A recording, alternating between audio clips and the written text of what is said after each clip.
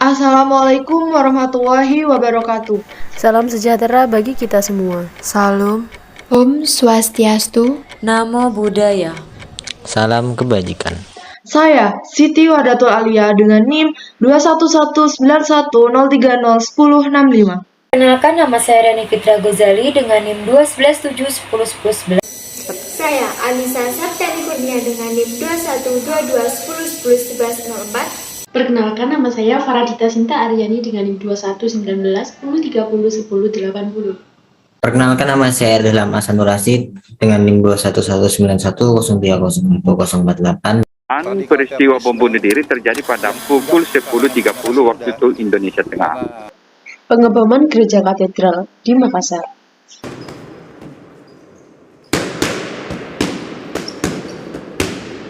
Terorisme merupakan tindakan kekerasan yang tentunya mengancam kesatuan persatuan bangsa. Teror ini menyebabkan dampak negatif kepada masyarakat akan rasa takut. Intensitas kemunculannya kerap tidak terduga dan secara frekuensi kasus tersebut kerap muncul. Tentunya hal ini diperlukan upaya serius untuk memerangi terorisme. Juga perlu diidentifikasi kelemahan-kelemahan dan upaya untuk memperbaikinya, baik dari aspek regulasi, penerapan di lapangan, maupun dari segi perorganisasian dan SDM yang menunjang hal tersebut.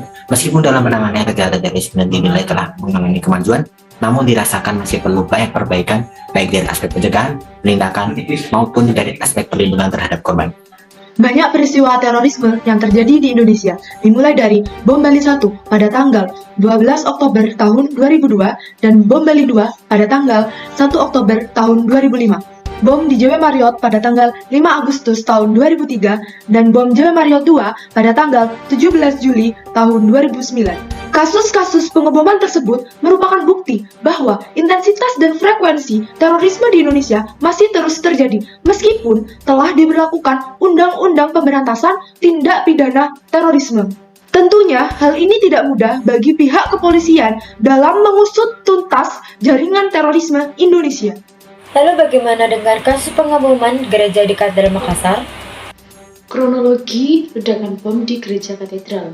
Dilansir dari kompas.com, ledakan bom di Gereja Katedral Makassar terjadi setelah ibadah misa kedua digelar. Saksi mata bernama Wilhelmus menjelaskan jika pada saat itu terdapat dua orang yang mencurigakan mendekati pintu masuk gereja. Pelaku dicurigai dan dicegah, namun tiba-tiba ada ledakan bom yang sangat dahsyat.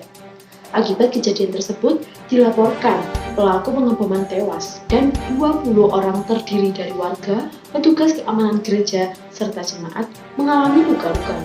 Selain menimbulkan korban jiwa, ledakan bom ini juga menimbulkan kerusakan fasilitas umum di sekitar gereja.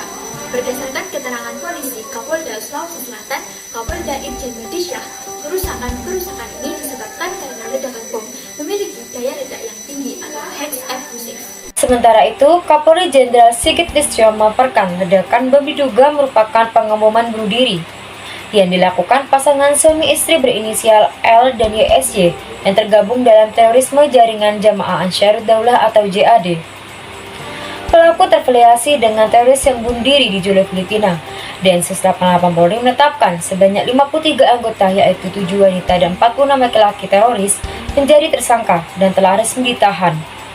Penetapan tersangka sudah didasari oleh alat dan bukti beserta pasal 184 KUHP. Menurut Kamus Besar Bahasa Indonesia, terorisme adalah penggunaan kekuasaan untuk menimbulkan ketakutan dalam usaha mencapai tujuan. Selain menebar rasa takut, aksi terorisme juga memakan korban jiwa dan mengancam integrasi bangsa. Kasus pengeboman gereja katedral ini disebut-sebut disintegrasi bangsa. Karena aksi terorisme ini berdampak pada rusaknya kedamaian di masyarakat, rusak toleransi, bahkan merusak persatuan dan kesatuan bangsa. Masyarakat Indonesia sebagai negara multikultural dengan berbagai macam perbedaan sibuk saling menyalahkan satu sama lain. Sibuk menyalahkan agama, padahal agama tidak ada sangkut pautnya dengan tindakan terorisme ini. Yang harusnya disalahkan adalah oknum yang menyalahgunakan agama untuk melancarkan aksi terorisme. Integrasi bangsa yang dibangun dengan susah payah oleh para pejuang kemerdekaan pun rusak akibat tindakan terorisme ini. Lalu, apa sih penyebab dari kasus teroris yang terjadi di Indonesia? Dan kenapa bisa sampai terjadi pengeboman di Gereja Katedral? Faktor penyebab kasus teroris.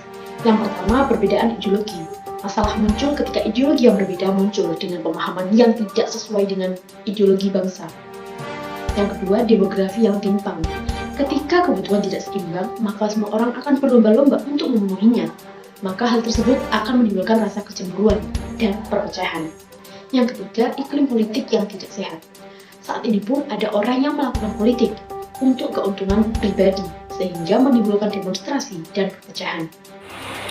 Faktor penyebab kasus terorisme bom bunuh diri di Gereja Katedral Makassar, menurut pengamatan intelijen dan terorisme Al-Haidar, tindakan bom bunuh diri ini dilakukan sebagai aksi balas dendam karena anggotanya ditangkap dan ditembak polisi pada bulan Februari silam. Anggota JAD Makassar ini marah dan putus asa karena sebanyak 20 orang anggotanya ditangkap dan 2 diantaranya ditembak hingga tewas. Jadi ini aksi bunuh diri dari balas dendam, kata Al-Haidar. Karena tahu akan ditangkap dan kemungkinan akan ditembak mati, maka mereka tampaknya memutuskan untuk memilih menyerang dengan aksi bunuh diri ini. 1. Memperkenalkan ilmu pengetahuan dengan baik dan benar. Dalam hal ini, memperkenalkan ilmu pengetahuan bukan hanya sebatas ilmu umum saja, tetapi juga ilmu agama yang merupakan fondasi penting terkait perilaku, sikap, dan juga keyakinan kepada Tuhan. 2. Memahamkan ilmu pengetahuan dengan baik dan benar. Apabila pemahaman akan ilmu pengetahuan baik ilmu umum dan ilmu agama sudah tercapai, maka kekokohan pemikiran yang dimiliki akan semakin kuat. 3. Meminimalisir kesenjangan sosial. Pemerintah harus mampu merangkul pihak media yang menjadi perantaranya dengan rakyat, sekaligus melakukan aksi nyata secara langsung kepada rakyat. 4. Menjaga persatuan dan kesatuan. Salah satu yang bisa kita lakukan dalam kasus terorisme yang ada di Indonesia adalah dengan menjalankan nilai-nilai yang terkandung dalam Pancasila, sebagaimana tertera pada semboyan Bhinneka Tunggal Ika. 5. Mendukung aksi perdamaian. 6. Berperan aktif dalam melaporkan radikalisme dan terorisme. Yang ketujuh yaitu meningkatkan pemahaman akan hidup kebersamaan. Hal ini dilakukan dengan terus mempelajari dan memahami artinya hidup bersama-sama dalam bermasyarakat bahkan bernegara yang penuh akan keberagaman termasuk Indonesia sendiri. Yang kedelapan yaitu menyaring informasi yang didapat. Penyaringan terhadap informasi tersebut harus dilakukan agar tidak menimbulkan kesalahpahaman. Yang kesembilannya ikut aktif mensosialisasikan radikalisme dan terorisme. Yang kita sosialisasikan dari radikalisme dan terorisme tersebut yaitu apa itu sebenarnya radikalisme dan terorisme tersebut, tentang bahaya, dampak, serta cara-cara untuk menghindari pengaruh paham radikalisme dan tindakan terorisme, sehingga nanti akan banyak orang yang mengerti akan arti dari radikalisme dan terorisme tersebut, di mana kedua hal tersebut sangat berbahaya bagi kehidupan.